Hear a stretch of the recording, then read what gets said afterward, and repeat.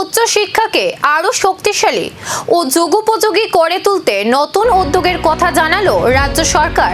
State guest house সোনারতরীতে আয়োজিত উচ্চশিক্ষা সংলাপ অনুষ্ঠানে ছাত্র প্রতিনিধিদের সঙ্গে মত বিনিময় করেন উচ্চশিক্ষামন্ত্রী কিশোর বর্মন।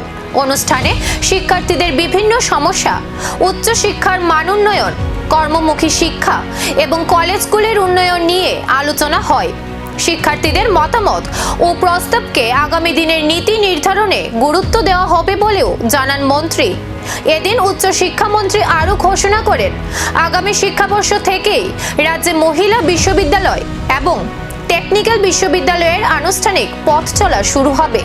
পাশাপাশি কলেজগুলিতে শিক্ষক স্বল্পতা দূর করতে টিপিএসসির মাধ্যমে শিক্ষক নিয়োগের প্রক্রিয়াও চলছে বলে জানান তিনি।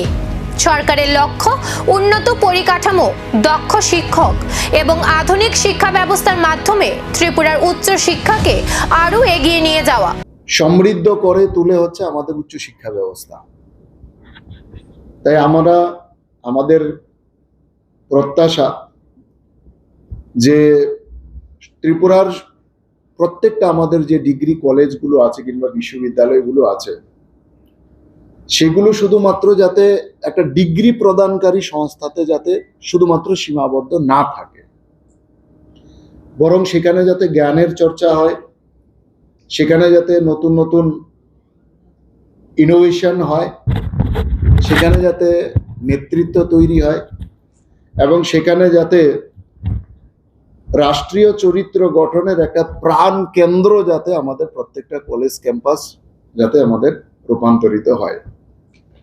সে কারণে আমরা চাই আমাদের প্রত্যেকটা কলেজ ক্যাম্পাসগুলোকে আধুনিক যে পরিকাঠামোর প্রয়োজন সে পরিকাঠামোর উন্নয়ন করা, উন্নত যে পঠন পাঠন ব্যবস্থা সেটা যাতে হয়, গবেষণার সুযোগ যাতে বৃদ্ধি পায়, ডিজিটাল যে শিক্ষা ব্যবস্থা সেটাকেও যাতে ছাত্রছাত্রীদের চাহিদা অনুসারে সেটাকে দেওয়া যায়, বহুমুখী শিক্ষা ব্যবস্থায় ছাত্রছাত্রীদের বহুমুখী স্কিল যাতে ছাত্রছাত্রীদের মধ্যে সেখানে তৈরি হয় এবং বর্তমান শিক্ষা ব্যবস্থাকে যে কর্মসংস্থানের সাথে যে যুক্ত করা সেটার প্রস্তুতি যাতে কলেজ ক্যাম্পাসের মধ্যে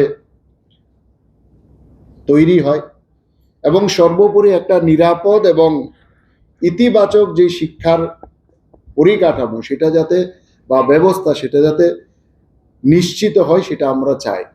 কিন্তু এই লক্ষ্যকে যদি আমরা পরিপূর্ণ করতে চাই বা এই লক্ষ্য পূর্ণতা তখনই সম্ভব হবে যখন আমরা সরকার এবং শিক্ষার্থীরা, ছাত্রছাত্রীরা এবং ক্যাম্পাসে শিক্ষার্থীদের এই প্রস্তাবগুলি কি বদলে দেবে ত্রিপুরার উচ্চশিক্ষার আগামী পথ চলা?